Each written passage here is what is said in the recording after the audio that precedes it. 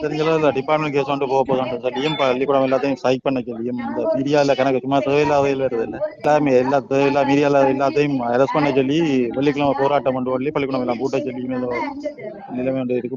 சும்மா வானத்தில் போட்டு அடிச்சு கொண்டிருக்கோம். பீரிக்கிலோ செக்ரட்டரிக்கிலோ இதெல்லாம் கேட்டாங்க போறோம் யாழ்ப்பாணம் புள்ள உள்ள போட்டி போட்டு வித்தியா மாதிரி ஒரு நாளைக்கு கூட்டி விட்டா சரி முழு பேரையும் பிடிச்சி உள்ள போடுச்சு லஞ்ச ஊழல்னு சொல்லி அங்கே வாட்டில் எழுதையில அது பதவி சைவகிராமில போட்டுருக்கோம்னு நினைக்கிறேன்.